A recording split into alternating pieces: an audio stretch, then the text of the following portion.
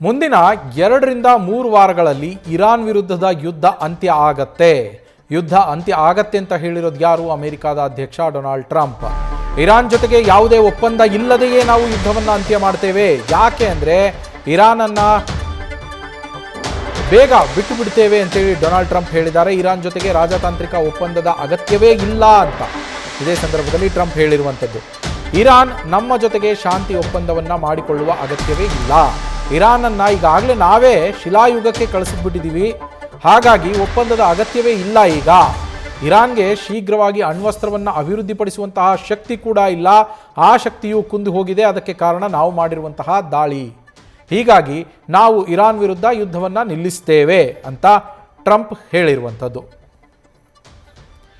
ನಮ್ಮ special correspondent Chandramohan phone ಸಂಪರ್ಕದಲ್ಲಿದ್ದಾರೆ.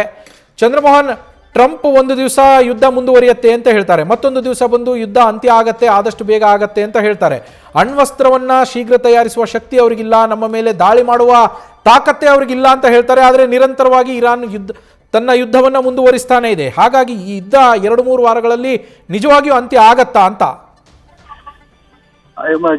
ನವೀನ್, ಈಗ ಇದೇ ಪ್ರಶ್ನೆ ಈಗ ಇಡೀ ಜಗತ್ತನ್ನು ಕೂಡ ಕಾಣ್ತಾ ಇದೆ. ಡೊನಾಲ್ಡ್ ಟ್ರಂಪ್ ಅವರು ಗಂಟೆಗೊಂದು ದಿನಕ್ಕೊಂದು ರೀತಿಯಾದಂತಹ ಹೇಳಿಕೆಗಳನ್ನು ನೀಡ್ತಾರೆ ಮತ್ತು ತಮ್ಮ ಹೇಳಿಕೆಗಳನ್ನ ತಾವೇ ಬದಲಾಯಿಸ್ತಾ ಹೋಗ್ತಾರೆ. ಆದ್ರೀಗ ಯುದ್ಧವನ್ನು ನಿಲ್ಲಿಸ್ತೇನೆ ಅಂತ ಹೇಳಿ ನಿನ್ನೆ ಮತ್ತು ಇವತ್ತು ಎಲ್ಲವೂ ಕೂಡ ಹೇಳ್ತಾ ಇದ್ದಾರೆ. ನಿನ್ನೆ ತಮ್ಮ ಆಪ್ತರ ಎದುರುಗಡೆ ಹೇಳಿದ್ರು, ಇವತ್ತು ಕೂಡ ಅದೇ ರೀತಿಯಾದಂತಹ ಹೇಳಿಕೆ ಕೊಟ್ಟಿದ್ದಾರೆ. ನಾವು ಅಂತ್ಯಗೊಳಿಸ್ತೇವೆ ಅಂತ ಹೇಳಿದ್ದಾರೆ. ಇರಾನ್ ಈಗ ಸಂಪೂರ್ಣವಾಗಿ ದುರ್ಬಲ ಆಗಿದೆ ಮತ್ತು ನ್ಯೂಕ್ಲಿಯರ್ ಅಸ್ತ್ರವನ್ನು ಶಕ್ತಿ ಸಾಮರ್ಥ್ಯ ಅಭಿವೃದ್ಧಿಪಡಿಸತಕ್ಕಂಥ ಶಕ್ತಿ ಸಾಮರ್ಥ್ಯ ಇರಾನ್ಗಿಲ್ಲ. ಹೀಗಾಗಿ ಇರಾನ್ ಅನ್ನ ಈಗ ನಾವು ಶಿಲಾಯುಗಕ್ಕೆ ತೆಗೆದುಕೊಂಡು ಹೋಗಿದ್ದೀವಿ.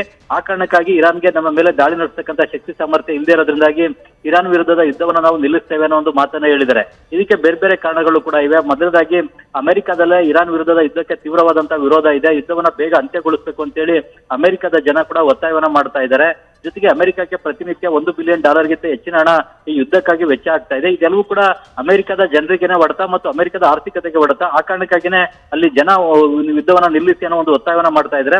ಜೊತೆಗೆ ಡೊನಾಲ್ಡ್ ಟ್ರಂಪ್ ಅವರ ಅಪ್ರೂವಲ್ ರೇಟಿಗೂ ಕೂಡ -17ಕ್ಕೆ ಕುಸಿದಿದೆ. ಅಂದ್ರೆ ಅವರ ಜನಪ್ರಿಯತೆ ಕೂಡ -17ಕ್ಕೆ ಕುಸಿದಿದೆ. ಇದರಿಂದಾಗೂ ಕೂಡ ಡೊನಾಲ್ಡ್ ಟ್ರಂಪ್ ಈಗ ಯುದ್ಧವನ್ನ ನಿಲ್ಲಿಸುವಂತ ಮಾತನಾಡ್ತಾ ಇದ್ದಾರೆ. ಜೊತೆಗೆ ಯುದ್ಧವನ್ನ ಮುಂದುವರಿಸಲಿಕ್ಕೆ ಗಲ್ಫ್ ರಾಷ್ಟ್ರಗಳನ್ನ ಹೊರತುಪಡಿಸಿ, ಇಸ್ರೇಲ್ ಅನ್ನ ಹೊರತುಪಡಿಸಿ ಬೇರೆ ಯಾವುದೇ ನ್ಯಾಟೋ ರಾಷ್ಟ್ರಗಳು ಕೂಡ ಬೆಂಬಲವನ್ನ ನೀಡ್ತಾ ಇಲ್ಲ. ಇದು ಕೂಡ ಡೊನಾಲ್ಡ್ ಟ್ರಂಪ್ ಅವರ ಈ ತೀರ್ಮಾನಕ್ಕೆ ಕಾರಣ ಆಗಿದೆ. ಜೊತೆಗೆ ಇರಾನ್ ವಿರುದ್ಧ ಎಷ್ಟೇ ದಾಳಿಯನ್ನ ನಡೆಸಿದ್ರು ಕೂಡ ಇರಾನ್ ಕೂಡ ಪ್ರತಿ ದಾಳಿಯನ್ನ ನಡೆಸ್ತಾನೆ ಇದೆ. ಇರಾನ್ ಅಮೆರಿಕಕ್ಕಾಗ್ಲಿ ಇಸ್ರೇಲ್ಗಾಗ್ಲಿ ಶರಣಾಗ್ತಾ ಇಲ್ಲ. ಹಾಗಾಗಿ ಯುದ್ಧವನ್ನ ಎಷ್ಟು ದಿನ ಮುಂದುವರಿಸಿದ್ರು ಕೂಡ ಇರಾನ್ ಶರಣಾಗೋದಿಲ್ಲ ಅನ್ನೋದು ಡೊನಾಲ್ಡ್ ಟ್ರಂಪ್ ಅವ್ರಿಗೂ ಕೂಡ ಗೊತ್ತಾಗಿದೆ. ಈ ಕಾರಣಕ್ಕಾಗಿನೇ ಈಗ ಯುದ್ಧವನ್ನ ನಿಲ್ಲಿಸುವಂತ ಮಾತುಗಳನ್ನ ಆಡ್ತಾ ಇದ್ದಾರೆ. ಆದ್ರೆ ಮುಂದಿನ 2-3 ವಾರಗಳಲ್ಲಿ ಎಷ್ಟು ಸಾಧ್ಯವೋ ಅಷ್ಟು ದಾಳಿಯನ್ನ ಇರಾನ್ ವಿರುದ್ಧ ನಡೆಸಿ ಇರಾನ್ ಅನ್ನ ಮತ್ತಷ್ಟು ದುರ್ಬಲಗೊಳಿಸಿ ಬಳಿಕ ಯುದ್ಧವನ್ನ ನಿಲ್ಲಿಸಬೇಕು ಅನ್ನುವ ತೀರ್ಮಾನಕ್ಕೆ ಈಗ ಡೊನಾಲ್ಡ್ ಟ್ರಂಪ್ ಬಂದಿದ್ದಾರೆ. Naveen, thank you Chandramohan. News first ನಿರ್ಭೀತಿಯಿಂದ ನಿಮ್ಮ ಪರವಾಗಿ.